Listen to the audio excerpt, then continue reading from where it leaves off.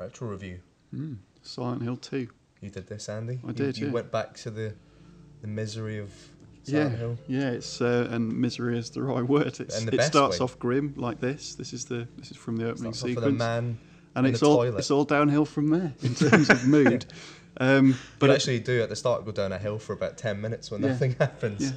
But it is a fantastic game. If you've not played it, you play as James Sunderland, who gets a letter from his not recently deceased, about 3 years ago deceased wife, telling him to return to Silent Hill, to their special place to meet her, and it all sort of kicks off from there. To say anything more about the plot would ruin the main reason for playing it, which is this amazing unfolding tale, just amazingly paced, and that it never feels rushed. You feel like it's just been eased through it. Yeah, I mean it's such a thoughtful and considered game, which is why it's sort of worth coming back to, and not just coming back to once. I mean, even if you played it before, like years ago, if you come back to it, there are so many new things you'll notice, and there's so many things feed into the plot and the way it works that you have to play it a few times to get everything well.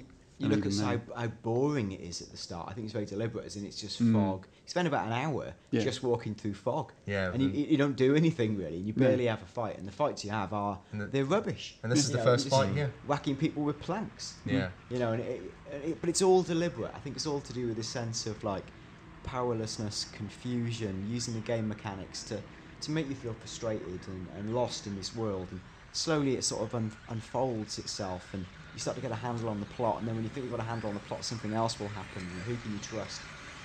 It plays with ambiguity and uses sort of a lot of games go for big shots, big gore, big overwhelming volume of enemies. This kind of goes for distortion, subtlety, all these sort of things, and it really plays on your fears, a sense of the familiar but not quite, the subversion of familiarity. And you always get the feeling there's something sort of creeping up on you, and 9 times out of 10 there isn't. But because of the atmosphere and the mood of the game, you can never be sure that there isn't something around the corner. There isn't something really strange about to happen to you. And their use of sound is another massive thing as well. It's one to play. Incredible. There's a bit like you were saying that you feel that there's something behind you. There's a bit where you're walking through the setting, you hear footsteps behind you.